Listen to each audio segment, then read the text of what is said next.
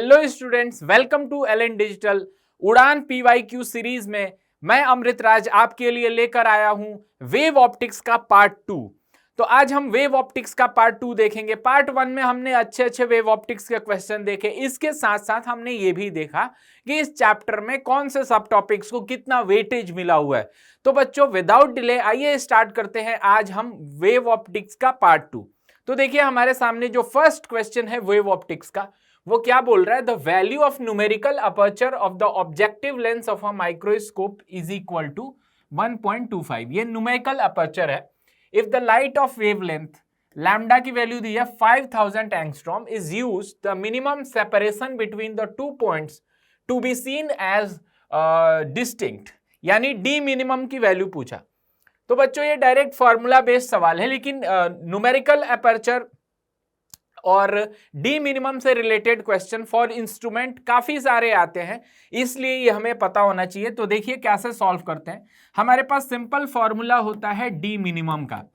ये होता है हमारे पास 1.22 lambda upon twice of numerical aperture, इस तरह लिख सकते हैं। तो ये कट जाता है 0.61 टाइम्स। अब यहां पर मैं वैल्यू सब्स्टिट्यूट करूंगा 0.61 इंटू, और लैम्डा कितना है 5000 angstrom, 5000 into 10 raise to the power -10 divided by numerical aperture कितना दिया है 1.25। ठीक है, अगर मैं इसको सिंप्लीफाई करके 0.6 ले लूं तो ये -10 के पावर से 3 चला जाएगा, तो ऊपर बचेगा 10 raise to the power -7, right. अब इसको मैं सिंप्लीफाई कर लूं, यहां 5 बचा, यहां 0.6, यानी ये आ जाता है 3 into 10 raise to the power -7। इसको मैं फिर 1.25 से डिवाइड कर दूं, 1.25 से, और इसको मैं सॉल्व करूं तो ये अप्रोक्सीमेटली हमें दे जाता है 0.24 माइक्रोमीटर। यहां पर 0.24 माइक्रोमीटर हमारा आंसर हो जाएगा।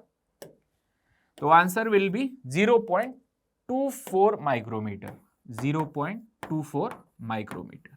ठीक है, तो बच्चों देखिए, इस तरह से ये सवाल बहुत ही इजीली सॉल्व हो गया। तो यहां पर हमारा ऑप्शन नंबर 1 करेक्ट है। ठीक है, चलिए आगे बढ़ते हैं नेक्स्ट क्वेश्चन की ओर। यहां पर दिया है consider a tank made up of glass, refractive index 1.5। एक टैंक है जो कि ग्लास से बना हुआ है, जिसका रिफ्रैक्टिव इंडेक्स 1.5 है। With a thick bottom, it is filled with a liquid of refractive index mu. ये म्यू नाम के रिफ्रैक्टिव इंडेक्स के लिक्विड से भरा हुआ है, तो ये इसका रिफ्रैक्टिव इंडेक्स है। अ स्टूडेंट फाइंड्स दैट, एक स्टूडेंट पाता है कि irrespective what the incidence angle I, ये इंसिडेंस एंगल कुछ भी हो जाए, is for the beam of light entering the liquid, the light reflected from the liquid glass interface is never completely polarized। मतलब यहां से जो रिफ्लेक्ट कर रही है ना लाइट, ये कभी कंप्लीटली पोलराइज हो ही नहीं रही है। तो हमसे पूछ रहा है for this to happen the minimum value of mu, mu की मिनिमम वैल्यू क्या होनी चाहिए। बच्चों एक चीज ध्यान से देखिए, अगर हमें किसी भी एंगल पर, किसी भी एंगल ऑफ आई के लिए कंप्लीट पोलराइजेशन नहीं चाहिए, तो दो चीज हमें समझना है कि कंप्लीट पोलराइजेशन कब होता है, किस एंगल पर होता है, और दूसरी बात कि यहां पर कैसे किसी भी एंगल के लिए ये पोलराइज नहीं होगा। तो सबसे पहले अगर मैं समझूं कि पोलराइजेशन कब होता है, पोलराइजेशन ऑन रिफ्लेक्शन कब होता है, तो यहां पर अगर लाइट एक मीडियम से दूसरे मीडियम में एंटर कर रही होती है, तो इसका कुछ पार्ट रिफ्रैक्ट कर रहा होता है और कुछ पार्ट इसी मीडियम में वापस रिफ्लेक्ट कर रहा होता है। तो एक खास एंगल ऑफ इंसिडेंस के लिए ये रिफ्लेक्टेड रे और रिफ्रैक्टेड रे आपस में 90 डिग्री एंगल बनाती है। ऐसे केस में जो हमारा रिफ्लेक्टेड रे होती है, ये 100% कंप्लीटली पोलराइज्ड होती है। ठीक है, और इस खास एंगल को हम बोलते हैं आईबी, ब्रूस्टर्स एंगल बोलते हैं एंगल ऑफ इंसिडेंस को। अच्छा, एक और चीज हम यहां पर देखेंगे कि जो ब्रूस्टर्स एंगल होता है आईबी, इसकी वैल्यू होती है tan इनवर्स म्यू रिलेटिव। ठीक है, तो यहां पर हम लिख सकते हैं ब्रूस्टर्स एंगल या tan i is equal to mu relative, तो इस तरह से बोल सकते हैं। अब दूसरी चीज कि हमें अगर रोकना है अंडर 100% पोलराइजेशन, तो हमें क्या करना चाहिए, ब्रूस्टर्स एंगल आने ही नहीं देना चाहिए। मतलब मान लीजिए कि यहां से अगर मैं आई की वैल्यू बढ़ाता हूं, ये एंगल ऑफ इंसिडेंस बढ़ाता हूं, तो यहां पर अगर मैं एंगल ऑफ रिफ्रैक्शन ड्रॉ करूं आर, तो आर क्या होगा, आर भी इंक्रीज करेगा। अच्छा, यहां पर ये आर ये सेम इसके जैसा होगा, दोनों उल्टे उल्टे एंगल्स हैं, तो ये आर और आर बराबर होगा, और यहां का एंगल ऑफ इंसिडेंस भी स्मॉल आर ही होगा। अच्छा, अगर मैं आर को आई को बढ़ाते जाऊं तो आर बढ़ते गया, कब तक, तो आंसर है आई की वैल्यू मैक्स हो जाए, आई की वैल्यू मैक्स हो जाए और कितनी हो जाए 90 डिग्री। अगर ये 90 डिग्री तक मैं बढ़ा दूं, उस केस में हमारा क्या आ जाएगा, आर भी मैक्स आ जाएगा। ठीक है, अब मैक्स आर जो यहां पर हमें मिल रहा है, मैक्स आर की value, let's say max R की वैल्यू हमारी जो ब्रूस्टर्स एंगल है उससे छोटी हो जाए, that means R max should be less than Brewster's angle I B. इस केस में ब्रूस्टर्स एंगल तक मामला पहुंचेगा ही नहीं, और फिर पोलराइजेशन की तो बात ही खत्म। अब आर मैक्स किसके बराबर है, तो इस जो सरफेस है, ये वाला सरफेस है, इसका वो नया एंगल ऑफ इंसिडेंस है। तो ठीक है, इसको मैं नाम दे देता हूं, लेट्स से इसको मैं नाम दे देता हूं, ये आई है, तो इसको मैं कुछ भी नाम दे सकता हूं, R max should be equal to I X, ये कोई भी एक नया नाम दे देता हूं इस मीडियम के लिए, आई एक्स। ठीक है, अच्छा, अब देखिए यहां से जो ब्रूस्टर्स एंगल है, ब्रूस्टर्स एंगल की value tan inverse mu relative है, बहुत बढ़िया। अब यहां पर हम चेक करेंगे कि ये अगर 90 बन रहा है, तो उस केस में यहां पर ये r बनेगा, जिसको कि हम r मैक्स बोल रहे हैं, और उसी को क्या बोल रहे हैं यहां के लिए आई एक्स बोल रहे हैं, आई एक्स, या हम आई मैक्स भी बोल सकते हैं, आई मैक्स भी बोल सकते हैं, उसमें कोई दिक्कत वाली बात नहीं है। यहां पर हम इसको आई मैक्स भी बोल सकते हैं, मैंने ऐसे ही आई एक्स इसका नाम दे दिया है, तो इसको आई एक्स ही रहने देते हैं, आई एक्स। ठीक है, अब मैं क्या सोचूंगा यहां पर कि सबसे पहले यहां पर क्या कंडीशन हो कि आई एक्स की वैल्यू हमें मिले। तो देखिए ये 90 डिग्री पर इंसिडेंट है, इसका मतलब कि ये वैल्यू किसके बराबर होगी, तो ये वैल्यू हमारी होती है, यहां पर हम अगर लगा दें स्नेल्स लॉ, तो हम लिखेंगे, देखिए बाहर का मीडियम एयर है, तो 1 sin 90 इज इक्वल टू, यहां पर मैं इसको आई एक्स मान चुका हूं, ये आर है, ये आर है, और इसी को मैंने आई एक्स बोला है, तो मैं इसको लिखूंगा, इसका रिफ्रैक्टिव इंडेक्स है म्यू साइन आई एक्स। ठीक है, तो इसको मैं कैसे लिख दूंगा, sine I X is equal to 1 upon mu, बहुत बढ़िया। अच्छा, अब देखिए ये जो आई एक्स की वैल्यू है ना, आई एक्स की वैल्यू ये हमेशा ब्रूस्टर्स एंगल से छोटी ही रहेगी, तभी यहां पर टोटल पोलराइजेशन नहीं होगा। इसका मतलब मैं सीधे क्या लिखूंगा, जो आई एक्स है, I X should be less than किसके, तो ब्रूस्टर्स एंगल आई बी। अब इसको सिंप्लीफाई करें तो आई एक्स की वैल्यू हमें मिल जाएगी 1 अपॉन म्यू, अच्छा, should be less than I B. Brewster's angle क्या होता है, म्यू रिलेटिव होता है। ठीक है, म्यू रिलेटिव की वैल्यू मैं क्या लिख सकता हूं, तो यहां पर मैं लिख सकता हूं 1.5 अपॉन म्यू, ये किसमें है, तो ब्रूस्टर्स एंगल आई बी, तो यहां पर tan इनवर्स आया हुआ है, तो मैं इसको तो अभी आई बी लिखता हूं, इसको मैं ऐसे ही लिखता हूं, बिकॉज tan इनवर्स मुझे लिखना पड़ेगा म्यू रिलेटिव, तो अभी इसको मैं आई बी लिखता हूं।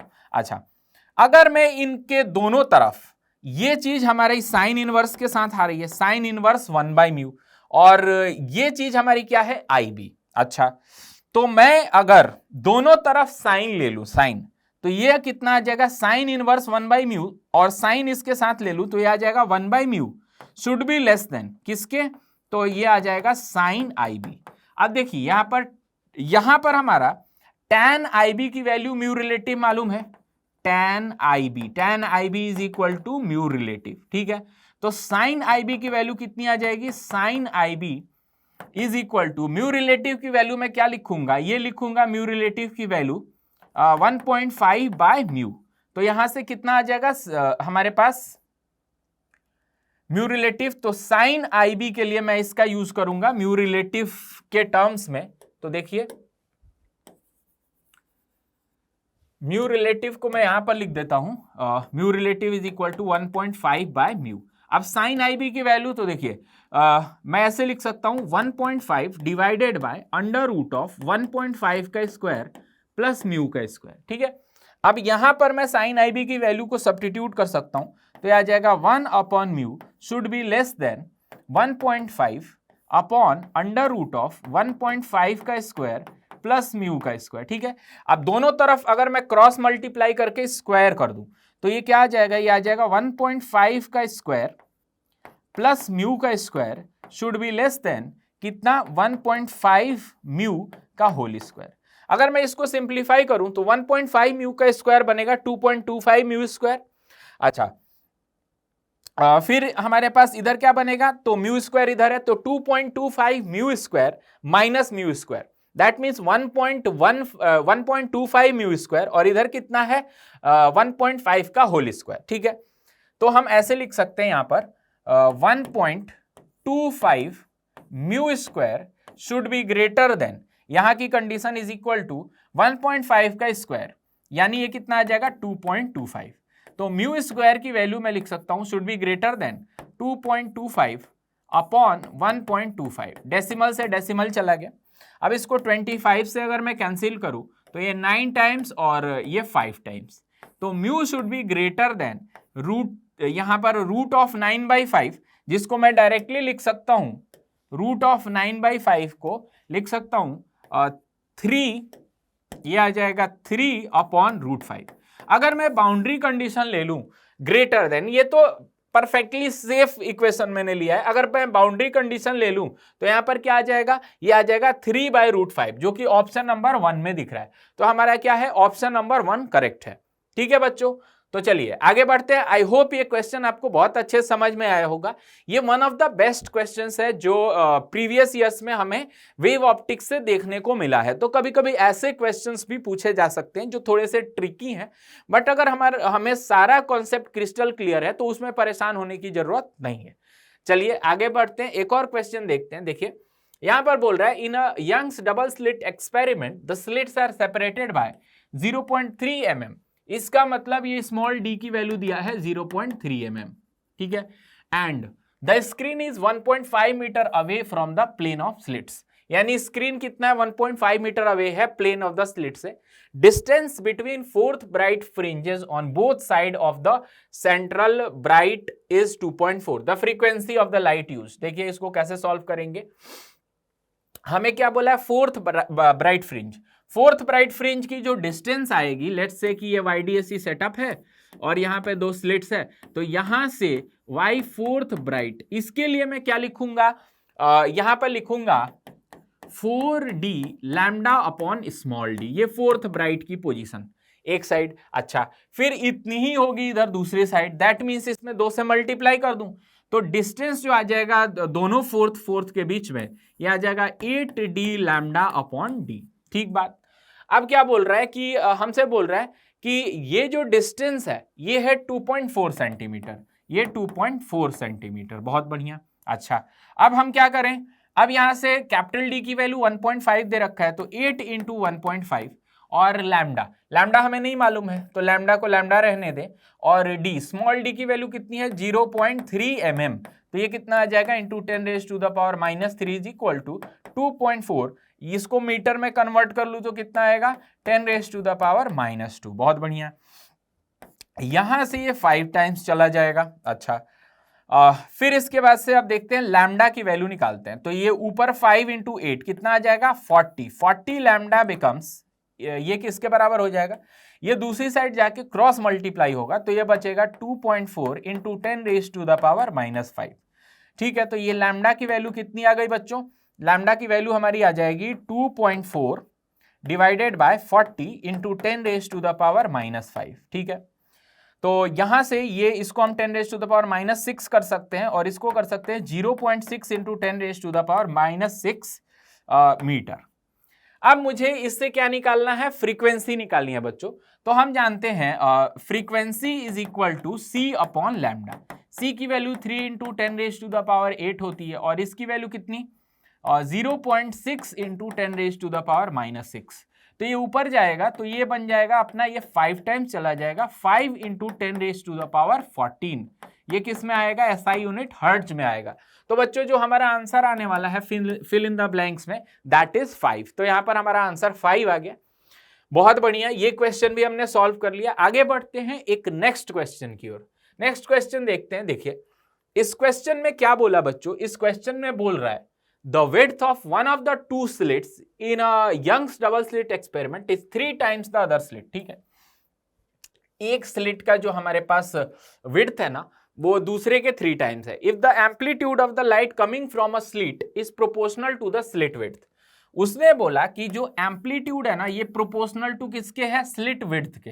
तो लेट्स से जो स्लिट विड्थ है उसको मैं W नाम दे देता हूं, तो ये W के प्रोपोर्शनल है। The ratio of minimum and maximum intensity in the interference pattern is x:4 where x is, अब देखिए एम्पलीट्यूड विड्थ के प्रोपोर्शनल है। एक जो स्लिट है, लेट्स से कि ये स्लिट 1 है, ये स्लिट 2 है, बोले one of the two slits is 3 times the other. ठीक है, तो मैं S2 को इसका विड्थ बोल देता हूं, अगर इसका विड्थ W है तो इसका विड्थ कितना है, 3W। बहुत बढ़िया। अब अगर मैं एम्पलीट्यूड की बात करूं तो इसका एम्पलीट्यूड लेट्स से ये A है, ये विड्थ के प्रोपोर्शनल है। अच्छा, तो इसका कितना आ जाएगा, ये 3A आ जाएगा। अब बात कर लेते हैं इंटेंसिटी पे। हम जानते हैं intensity directly proportional to amplitude के स्क्वायर होती है ना। तो यहां की अगर इंटेंसिटी I हो जाए, ठीक है, तो हम I को ऐसे भी लिख सकते हैं KA², K टाइम्स एम्पलीट्यूड का स्क्वायर। अगर पहले इंटेंसिटी को मैं I1 नाम दे दूं तो I1 को मैं लिख सकता हूं K टाइम्स A², बिकॉज इसका एम्पलीट्यूड मैंने A माना है। इन द सेम वे इसकी इंटेंसिटी I2 का मैं बोल सकता हूं K इंटू 3A का whole square which is 9A²। ठीक है, इसका मतलब I1 इज टू I2 की जो वैल्यू आ गई ये आ गई 1:9। अब हमसे बोल रहा है मिनिमम टू द मैक्सिमम का रेशियो क्या है, minimum to the maximum intensity. ठीक है, तो I मिनिमम की वैल्यू कितनी होती है बच्चों, I मिनिमम की वैल्यू होती है √I1 माइनस √I2। ठीक है, √I1 माइनस √I2 का होल स्क्वायर, ये I मिनिमम की वैल्यू होती है। तो I मिनिमम में √I1, तो अगर मैं बोल दूं कि I2 is equal to 9I1, तो इसमें कुछ भी गलत नहीं है।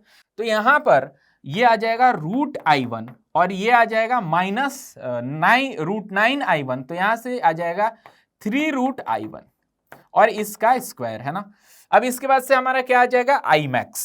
इन द सेम वे मैं लिख सकता हूं I max की वैल्यू कितनी आ जाएगी, यहां पर प्लस साइन आ जाएगा, तो ये आ जाएगा हमारा √I1 प्लस 3√I1 है ना।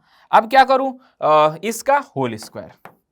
अब दोनों को अगर मैं डिवाइड कर दूं तो कितना आने वाला है बच्चों, I min is to I max, I min upon I max। देखिए यहां से जो I है यहां से भी I बाहर आएगा, ये तो कट जाएगा, ये आ जाएगा 1 - 3 का होल स्क्वायर, यानी 2 का होल स्क्वायर। तो ये कितना आने वाला है, ये आने वाला है 4, और ये कितना आने वाला है 1 + 3, ये आ जाएगा 4 का होल स्क्वायर।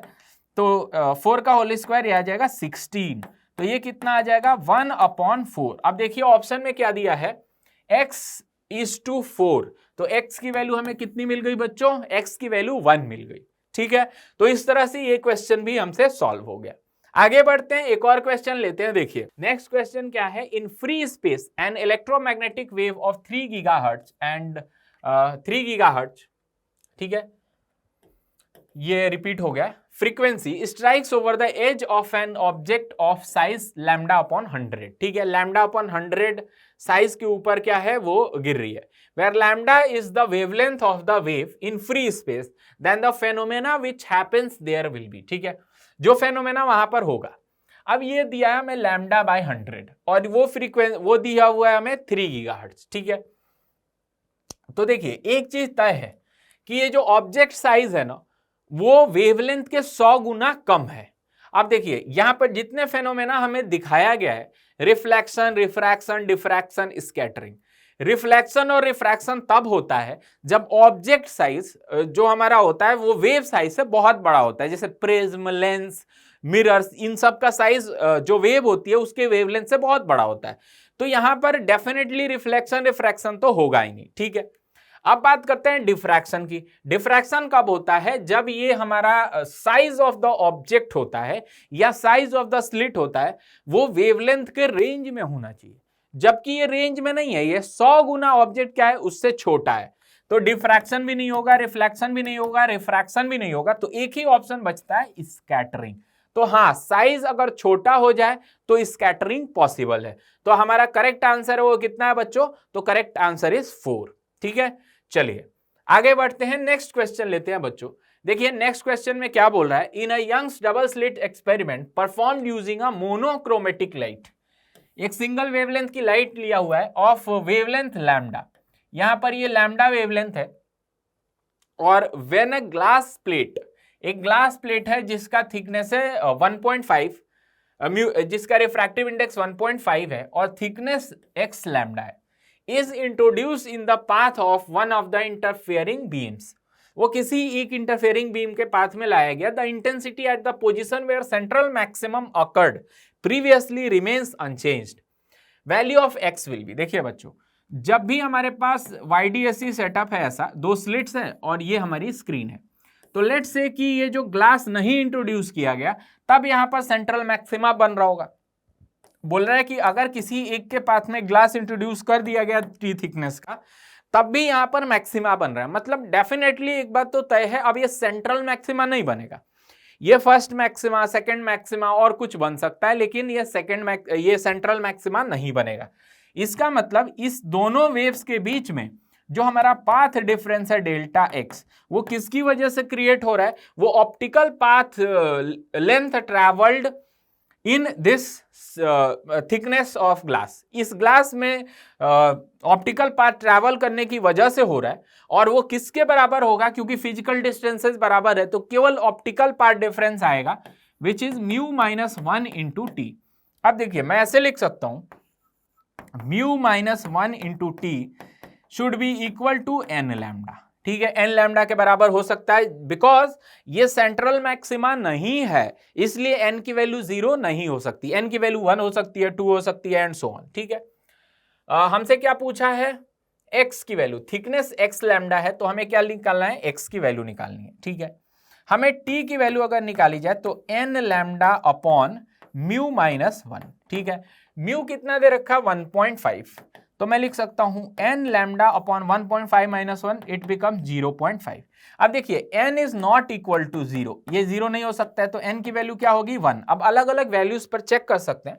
अगर एन की वैल्यू 1 है, if N is equal to 1, तो हम लिख सकते हैं thickness is equal to 2 lambda. ठीक है, और n की वैल्यू अगर हमारे पास 2 हो जाए, n की वैल्यू कितनी हो जाए? 2 हो जाए, तो it becomes thickness becomes 4 lambda. अब ऑप्शंस चेक करते हैं, क्या हमारे पास 2 ऑप्शन में है? यस ऑप्शन में है। 4 लैम्डा नहीं है, इसलिए जो x जो है लैम्डा का मल्टीपल, इसका आंसर क्या आ जाएगा? ये आ जाएगा हमारा 2। ठीक है, तो इस तरह से ये क्वेश्चन भी हमने बहुत ही इजीली सॉल्व कर लिया। तो ऐसे क्वेश्चन देख के घबराना नहीं है, और क्वेश्चन देख के ऐसा लगता है कि ये जो पॉइंट है, पहले जहां सेंट्रल मैक्सिमा बन रहा था वहां अभी भी सेंट्रल मैक्सिमा बन रहा है, ये बिल्कुल नहीं है। वो बोल रहा है कि वहां की इंटेंसिटी नहीं बदली, दैट्स इट। सेंट्रल मैक्सिमा की इंटेंसिटी मतलब वहां की इंटेंसिटी अगर दोनों का आई नॉट ले लें, दैट बिकम्स 4I0, इसका मतलब अभी भी 4I0 है, तो कोई सा भी मैक्सिमा बन सकता है।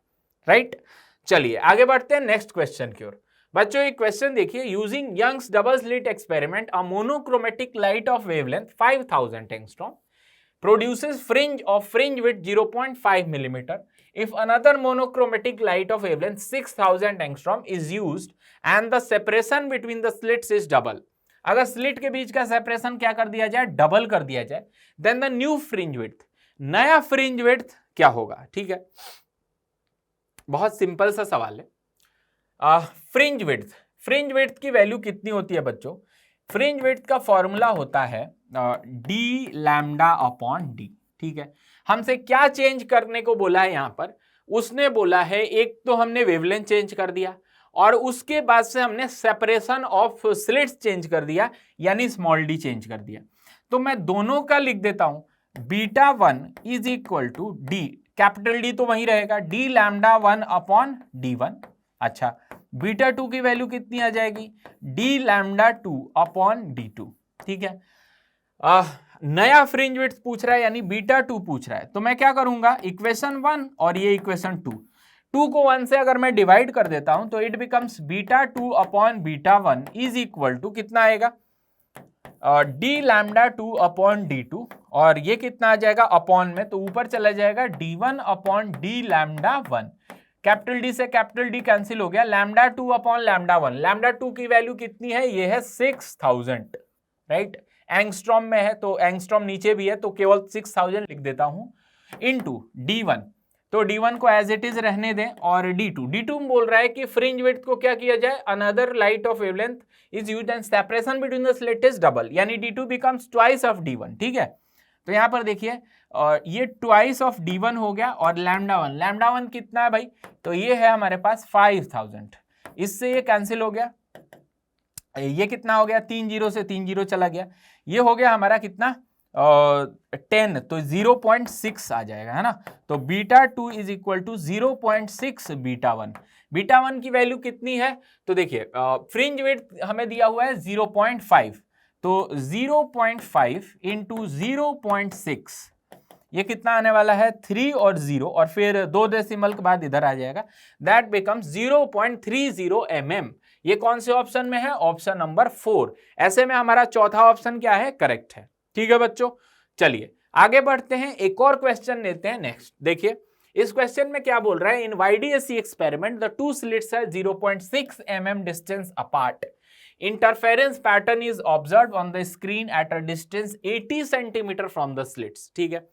80 सेंटीमीटर पर हमारा क्या दिख रहा है, interference pattern. The first dark fringe is observed on the screen directly opposite to the slit, the wavelength of the light. देखिए बच्चों यहां पर एक YDSC का सेटअप है, ठीक है, ये YDSC सेटअप है। अब हमसे बोला जा रहा है कि ऑन द स्क्रीन 80 सेंटीमीटर, ये डिस्टेंस कितना दिया हुआ है, 80 सेंटीमीटर, राइट। और बोला जा रहा है कि जो फर्स्ट डार्क फ्रिंज है ये directly opposite to one of the slit, जैसे मान लीजिए अपर स्लिट मैं चूज कर लेता हूं, तो इसके सामने फर्स्ट डार्क फ्रिंज दिखाई दे रही है, ठीक है। The wavelength of the light use, है ना। अब देखिए यहां से एक वेव जाएगी, यहां से एक वेव जाएगी, यहां पर फर्स्ट डार्क बनेगा। अब बच्चों फर्स्ट डार्क के लिए पाथ डिफरेंस का क्या फॉर्मूला होता है, ये अगर स्मॉल d है, ठीक है, तो मैं लिखूंगा यहां से ये कितना आ जाएगा, ये कैपिटल D, राइट। तो ये डिस्टेंस आ जाएगा हमारा under root of D square plus capital D square minus ऊपर हमारा क्या है D, तो D, और इस किसके बराबर होगा, तो फर्स्ट डार्क की कंडीशन, फर्स्ट डार्क की कंडीशन होती है λ/2 के बराबर। अब वैल्यूज देखते हैं क्या क्या दिया हुआ है। Double slit experiment, two slits है 0.6 mm डिस्टेंस अपार्ट, ठीक है। तो अगर इसकी वैल्यू मैं 0.6 mm लिख देता हूं, फिर बोल रहा है कि first dark fringe is observe directly opposite to the slit. अब देखिए यहां पर एक चीज हम बोल सकते हैं ना कि ये जो हमारा स्लिट का डिस्टेंस है, डिस्टेंस बिटवीन द स्लिट्स, तो d is much much small d is much much smaller than capital D, इससे बहुत छोटा है। तो इसमें हम अप्रोक्सीमेशन लगा सकते हैं, क्योंकि फिर यहां से कैपिटल D को कॉमन लेके अप्रोक्सीमेशन, तो हम सिंपल अप्रोक्सीमेशन वाला फॉर्मूला अगर हम लगाएं तो उसके लिए हम क्या लिखते हैं, small d sine theta. Small d sine theta is equal to किसके बराबर, ये आ जाएगा λ/2 के बराबर, ठीक है। और इससे मैं फिर क्या लिख सकता हूं, हमें वेवलेंथ ऑफ द लाइट निकालना है, राइट। अब स्मॉल d सेपरेशन हमें निकालना है, सेपरेशन की वैल्यू कैपिटल D अगर हमें दिया हुआ है और वो सेपरेशन दिया हुआ है टू स्लिट्स का 0.6, तो अगर मैं इसको लिखता हूं 0.6 और साइन थीटा, साइन थीटा की वैल्यू कितनी आएगी, तो देखिए ये आ जाएगा हमारा साइन थीटा टैन थीटा के बराबर होगा, और ऐसे में इसको हम y/d भी लिख सकते हैं, ठीक है, इज इक्वल टू λ/2।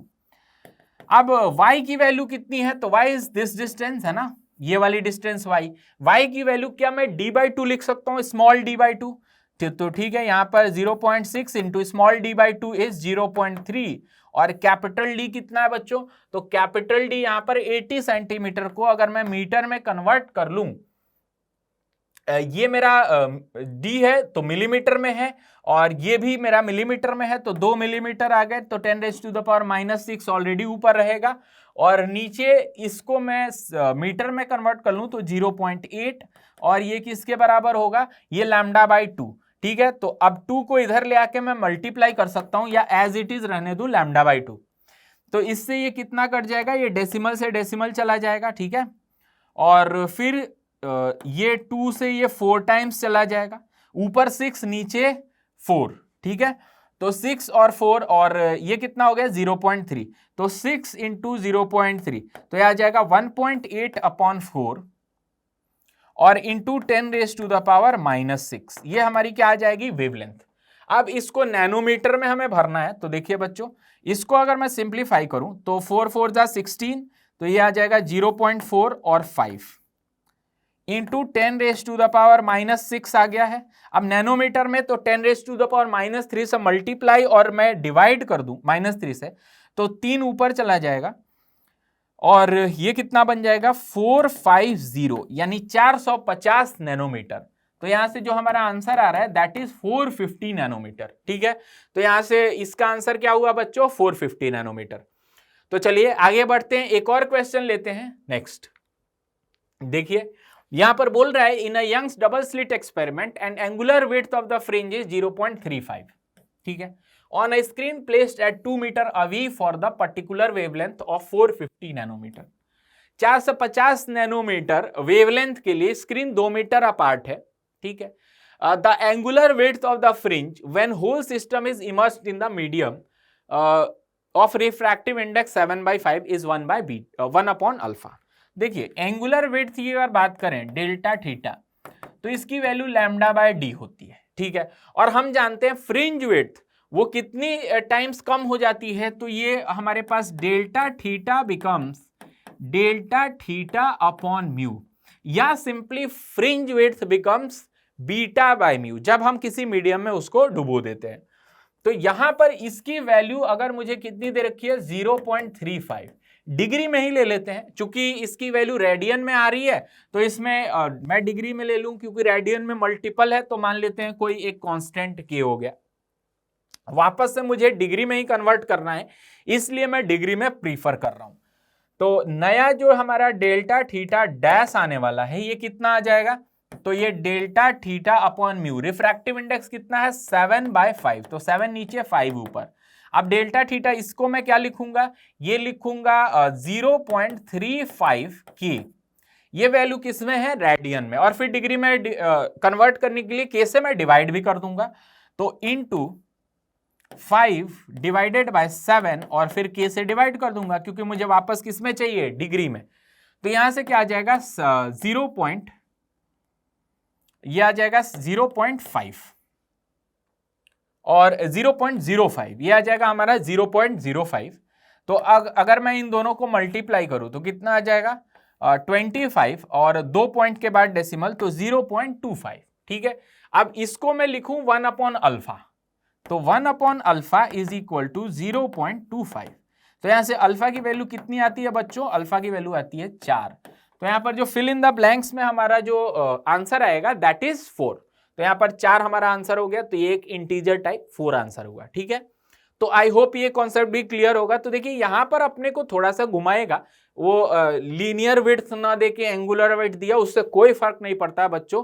हम क्या करेंगे, हम सिंपल उसको जैसे लीनियर का रिलेशन होता है वैसे ही एंगुलर का रिलेशन होगा। ठीक है, आगे बढ़ते हैं। देखिए नेक्स्ट क्वेश्चन बोल रहे हैं nearly 10% of the power of 110 watt light bulb is converted to visible radiation, यानी कोई एक बल्ब है इसका 10% पावर जो है ये विजिबल रेडिएशन में कन्वर्ट हो जाता है। The change in average intensity of the visible radiation at a distance of 1 metre. ठीक है, लेट्स से यहां पर एक डिस्टेंस, एक पॉइंट ले लेता हूं ए जो कि 1 मीटर दूरी पर है, to a distance of 5 metre, तो एक दूरी ले लेता हूं जो कि यहां से 5 मीटर दूरी पर है और इस पॉइंट को बोल देता हूं बी। यहां पर इंटेंसिटी को आई ए बोल देता हूं, यहां पर आई बी बोल देता हूं। ठीक है, और उसकी वैल्यू दे रखा है a into 10 raise to the power -2, the value of a will be. ठीक है, अब इन दोनों का डिफरेंस हमसे पूछा है, तो ऑब्वियसली जब हम a से दूर जाएंगे b की तरफ तो इंटेंसिटी घटेगी, तो हम ऐसा बोल सकते हैं ia minus I B is equal to a times of 10 raise to the power -2। अब इसी को सॉल्व करना है।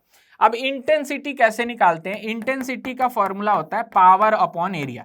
अब ध्यान दीजिएगा विजिबल लाइट में इसका कितना पावर कन्वर्ट हो रहा है, ओनली 10%। इसका मतलब यहां हम केवल इसका 10% यूज करेंगे, यानी 11 डिवाइडेड बाय एरिया। तो ये पॉइंट सोर्स कैसा देगा, स्फेरिकल वेव फ्रंट या स्फेयर, उसके चारों तरफ एक स्फेयर पर इंटेंसिटी सेम होगी। तो हम बोल सकते हैं यहां पर 4 पाई आई ए की वैल्यू अगर मैं बात करूं तो यहां पर 4 पाई, पहला रेडियस कितना आएगा 1 मीटर का, तो 4 पाई इंटू 1 है ना। इसी तरह आई बी की वैल्यू कितनी आ जाएगी, तो वही पावर अपॉन 4 पाई, और यहां पर रेडियस कितना आएगा 5, तो 4 पाई इंटू 25। अब डिफरेंस कैसे निकलेगा, आई ए माइनस आई बी, इसकी वैल्यू देखिए ये आ जाएगा 11 अपॉन 4 पाई, इसको तो मैं कॉमन ले लेता हूं, दोनों में है, और ये आ जाएगा 1 माइनस 1 अपॉन 25। इसको मैं सॉल्व करूं तो 11 अपॉन 4 पाई इंटू 24 अपॉन 25, ठीक है। और जब इस एक्सप्रेशन को मैं सॉल्व करूंगा, लेट्स से इससे इसको कैंसिल कर दिया 6 है ना, और फिर ऑलमोस्ट अप्रोक्सीमेटली अगर मैं सॉल्व करूं इसको, तो ये 10 raise to the power -2 watt per metre square में पूछा हुआ है, तो ये आता है 0.84 वॉट पर मीटर स्क्वायर, जिसको कि मैं ऐसे भी लिख सकता हूं 84 into 10 raise to the power -2। तो देखिए यहां जो फिल इन द ब्लैंक्स या ए की वैल्यू है, तो ए विल बिकम 84, तो यहां पर करेक्ट आंसर कितना है बच्चों 84, ठीक है। चलिए आगे बढ़ते हैं, नेक्स्ट क्वेश्चन लेते हैं।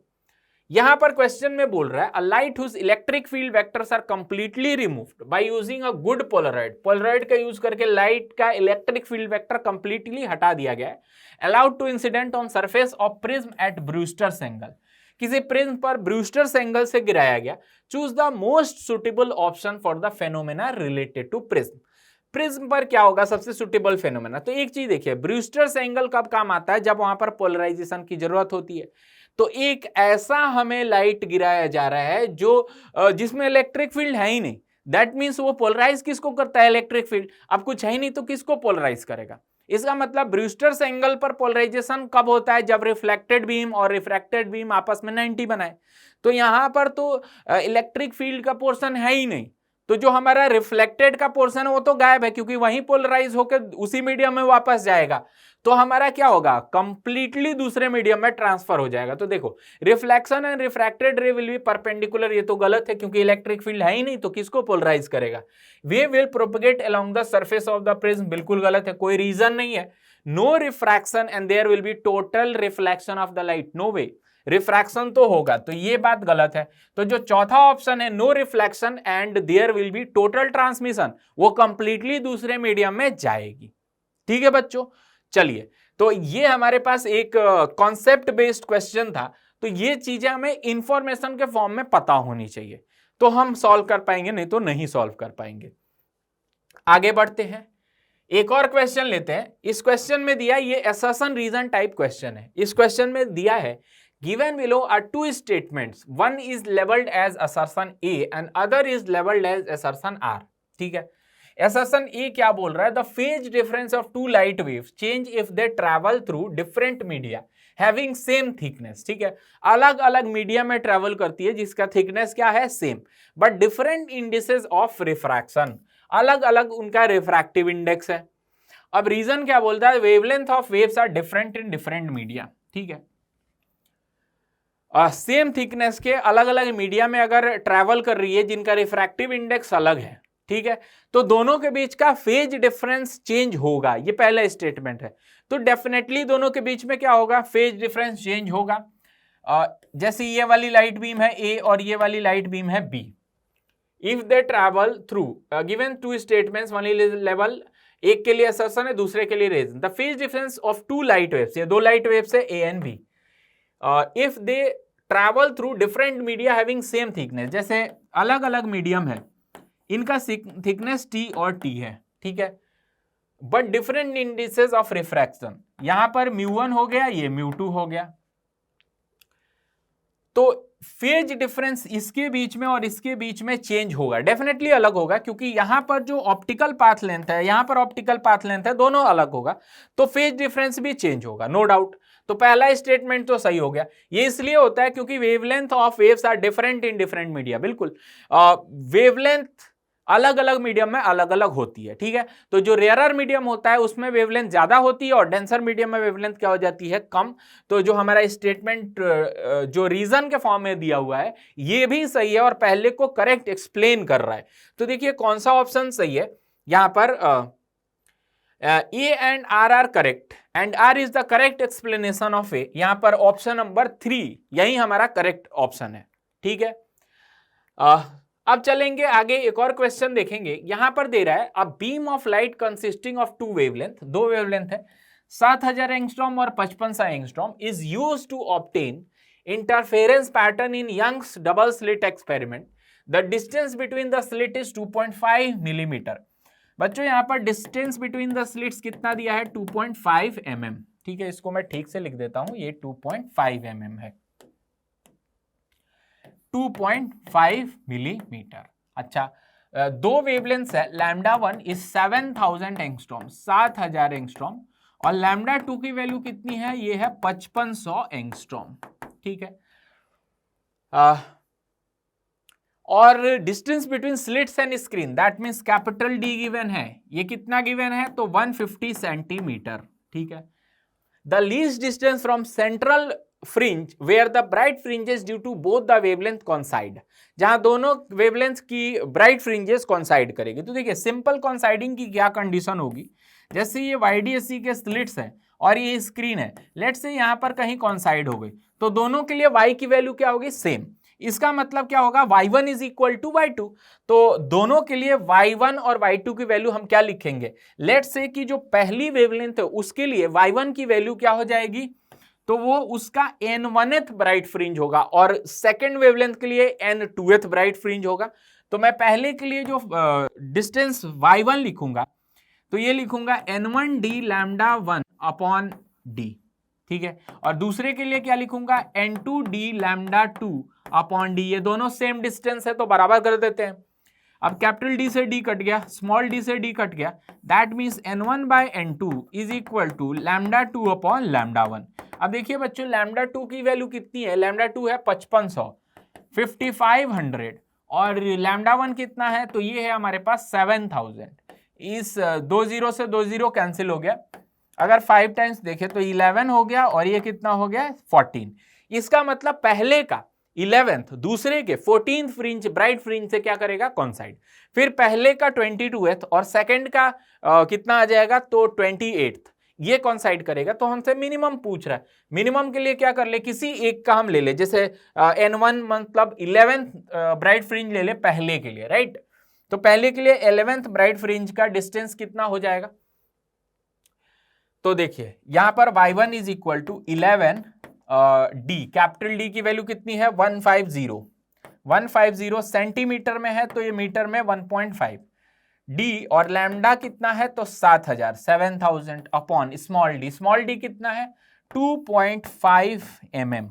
ठीक है, 2.5 mm मतलब इसको मैं मीटर में कन्वर्ट कर दूं तो कितना आएगा बच्चों?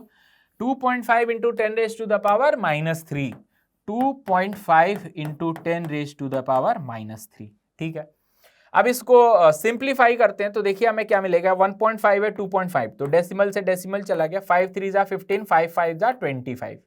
ठीक, तो ऊपर कितना बचा? 33, हमारे पास ऊपर बचेगा 33, और इंटू 7, और ये पावर में देखें तो 1000 ऊपर है और नीचे से भी 1000 चला जाएगा ऊपर, यहां पर 10 रेज टू द पावर -3, तो ऊपर चला जाएगा 10 रेज टू द पावर 6। ठीक है, अच्छा, और यहां पर डिवाइडेड बाय कितना आएगा? ये हमारा किस में है? एंगस्ट्रॉम में है। तो ध्यान रखिएगा, ये हमारा 10 रेज टू द पावर 6 हो गया, तो ऊपर 10 रेज टू द पावर -10 भी अवेलेबल है, बिकॉज 7000 इज इन एंगस्ट्रॉम। और किससे डिवाइड करें तो यहां पर बच रहा है 5। अब ये कितना आ जाएगा पावर में? तो 10 रेज टू द पावर -4 ऊपर आ जाएगा, और ये अब इसको मैं सिंप्लीफाई कर लूं तो ऑलमोस्ट कितना आने वाला है? अप्रोक्सीमेटली, तो एक बार चेक कर लेते हैं इसकी। हाँ, लीस्ट डिस्टेंस हमने पूछ रहा है, तो 7 3 जा 21, और 7 3 जा 21 टू 23, 231, और डिवाइडेड बाय 5, और into 10 raise to the power कितना हो गया? तो 10 रेज टू द पावर हमारा हो गया है -4, है ना?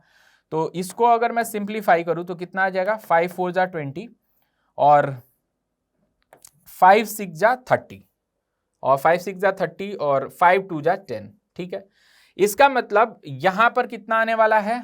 46.2 into 10 raise to the power -4। हमसे क्या पूछ रहा है? 10 रेज टू द पावर -5 में, तो अगर मैं इस चीज को 46.2 इंटू 10⁻⁻⁴ इसको 10⁻⁻5 में एक्सप्रेस करूं तो मुझे 10⁻⁻1 से डिवाइड और मल्टीप्लाई दोनों करना पड़ेगा। तो जब मैं डिवाइड करूंगा तो ऊपर ये बन जाएगा 462 और मल्टीप्लाई करूंगा तो 10⁻⁻5। तो देखिए इसका करेक्ट आंसर क्या आ गया बच्चों, ये आ गया 462। 462 इज द करेक्ट आंसर। ठीक है, तो बच्चों नेक्स्ट क्वेश्चन देखते हैं। यहां पर एक और क्वेश्चन है, देखिए the ratio of intensity of 2 points P and Q on the screen in a Young's double slit experiment where phase difference between two waves of same amplitude are π/3 and π/2। क्या बोल रहा है, ratio of intensity at 2 points, एक point कहीं P है और एक point कहीं Q है। इसका रेशियो हमसे पूछ रहा है where phase difference between two waves of same amplitude are π/3 and π/2, यानी यहां पर डेल्टा फाई की वैल्यू कितनी है, π/3, यहां पर डेल्टा फाई की वैल्यू कितनी है, तो ये है π/2। ठीक है, और दोनों का एम्पलीट्यूड सेम है, इसका मतलब दोनों की इंटेंसिटीज क्या है, दोनों वेव की इंटेंसिटी सेम होगी, लेट्स से I0 और I0। अब हमसे रेशियो पूछा, दैट मीन्स इसको मैं बोल सकता हूं यहां की इंटेंसिटी IP और यहां की इंटेंसिटी मैं बोल सकता हूं IQ। तो मुझे IP/IQ पूछ रहा है। ठीक है, IP की वैल्यू मैं निकालूंगा तो देखिए IP की वैल्यू कितनी आ जाएगी, IP की वैल्यू कितनी आ जाएगी, तो ये आता है 4I0 cos स्क्वायर डेल्टा φ/2। तो P के लिए कितना आ जाएगा, 4I0 cos स्क्वायर डेल्टा φ/2 यानी कि π/3/2 विच इज π/6। तो यह आ जाएगा π/6। इसको सिंप्लीफाई करें तो π/6 cos π/6 कितना होता है, √3/2। तो यह आ जाएगा 3/4, अगर उसका स्क्वायर करें तो 4I0 और इंटू 3/4। तो इससे ये कट गया, कितना आ गया, 3I0। बहुत बढ़िया। अब आते हैं IQ में। IQ की वैल्यू कितनी आएगी, 4I0 cos square delta φ/2। Delta phi कितना है, π/2, इसको 2 से और डिवाइड करूं तो π/4 आएगा, और cos π/4 की वैल्यू कितनी आएगी, 1/√2, उसका स्क्वायर करूं तो कितना आ जाएगा, 1/2। ठीक है, तो एक बार लिख देते हैं यहां पर cos स्क्वायर π/4। ठीक, अब इसको, इसकी वैल्यू कितने हमने निकाली थी, π/4 1/√2, तो उसका स्क्वायर 1/2। तो 4I0 इंटू 1/2, ये कितना आ गया, ये आ गया 2। इसका मतलब ये आ जाएगा हमारा 2I0। अब हमें क्या निकालना है, रेशियो। रेशियो कितना आ गया हमारा, 3:2। दोनों को डिवाइड कर दीजिए, 3:2 is the answer, third option में गिवन है। तो ऐसे क्वेश्चंस बार बार पूछे जाते हैं, अपने को कंफ्यूज नहीं होना, सीधे ये फॉर्मूला लगाना है और ये आंसर निकालने हैं। ठीक है बच्चों, चलिए एक और क्वेश्चन देखते हैं। इस क्वेश्चन में क्या बोल रहा है, a monochromatic light wave with wavelength λ1 and frequency कितना है, ν1। ठीक है, in air enters another medium if angle of incidence and angle of refraction at the interface are 45 and 30। मतलब बोल रहा है कि कोई मोनोक्रोमेटिक लाइट है with wavelength λ1 frequency in air, मतलब एयर से आ रही है, इसकी वेवलेंथ है λ1 और फ्रीक्वेंसी कितना है, ν1। ये एंटर कर रही है, जहां पर एंगल ऑफ इंसिडेंस कितना इसको मिला, 45, और एंगल ऑफ रिफ्रैक्शन कितना मिला बच्चों, तो ये मिला 30 डिग्री। ठीक है, अब बोल रहा है then the wavelength λ2 and frequency ν2 of the refracted wave. बच्चों एक बात तय है, फ्रीक्वेंसी मीडियम में बदलने से चेंज नहीं होती है, फ्रीक्वेंसी सोर्स की प्रॉपर्टी होती है। एक बात तो तय है, फ्रीक्वेंसी विल बी सेम, यानी ν2 विल बी इक्वल टू ν1। अब देखिए ऐसे दो ऑप्शंस है, यानी कि ऑप्शन नंबर 3 और ऑप्शन नंबर 2। अब इन दोनों में से कौन सा होगा, उससे हमें वेवलेंथ चेक करना होगा। तो देखिए हम जानते हैं यहां पर जो हमारे पास वेवलेंथ होता है लैम्डा इन एनी मीडियम, जैसे ये एयर है, ये कोई सा भी मीडियम है, तो ये कितना आ जाता है, ये लैम्डा इन एयर, एयर में जो लैम्डा होता है या वैक्यूम में divided by mu, refractive index है ना। तो ये हम दूसरे मीडियम की बात करते हैं तो दिस इज λ2, और एयर में वेवलेंथ कितना है, λ1, तो λ1 अपॉन म्यू। अब देखिए म्यू की वैल्यू कहां से आएगी, तो यहां से आएगी। अगर मैं स्नेल्स लॉ लगा दूं तो क्या आ जाएगा, 1 sin 45 which is 1 into 1/√2 is equal to, दूसरे मीडियम में आ जाए तो ये इसका रिफ्रैक्टिव इंडेक्स म्यू है, तो mu into sine 30 etch is 1/2। अब इससे ये कैंसिल √2 टाइम्स, तो म्यू की वैल्यू कितनी आ जाएगी बच्चों, √2 आ जाएगी। तो देखिए यहाँ पर म्यू की जगह मैं √2 रखता हूं, तो λ2 विल बिकम λ1/√2। अब देखिए ऐसा कौन सा ऑप्शन है, λ2 इज इक्वल टू λ1/√2 और ν1 इज इक्वल टू ν2, ऐसा ऑप्शन नंबर सेकंड दिख रहा है। तो ऑप्शन नंबर 2 इज करेक्ट। ठीक है बच्चों, आगे बढ़ते हैं। यहां पर टोटल क्वेश्चंस आज जो हमने सॉल्व किए, इसके बाद से हमारे पास जो मोटिवेशन है वो उसके लिए दो शब्द हमारे पास है। देखिए ये शब्द है, today I will do what others want so tomorrow I can accomplish what others can't. इसका मतलब ये है कि आज मैं वो कर रहा हूं जो दूसरे नहीं कर रहे हैं और कल मैं वो पाऊंगा जो दूसरे नहीं पाएंगे। इसका मतलब आज कोई और तुम्हारे अगर बराबर है, मेहनत नहीं कर रहा है, तुम मेहनत करो, तुम पढ़ाई करो, तो तुम अगर पढ़ाई करोगे और दिल लगा के मेहनत करोगे तो कल के डेट में तुम्हें जो मिलेगा वो उनसे कई गुना ज्यादा होगा और वो बहुत ही सुंदर, बहुत ही बढ़िया होगा। तुम्हें अच्छे कॉलेज मिलेंगे, अच्छे मार्क्स आएंगे। तो इन्हीं शब्दों के साथ मैं आज के इस सेशन को करता हूं द एंड। मिलते हैं किसी अगले सेशन में फिर से नए वीडियो के साथ, तब तक गुड बाय, टेक केयर।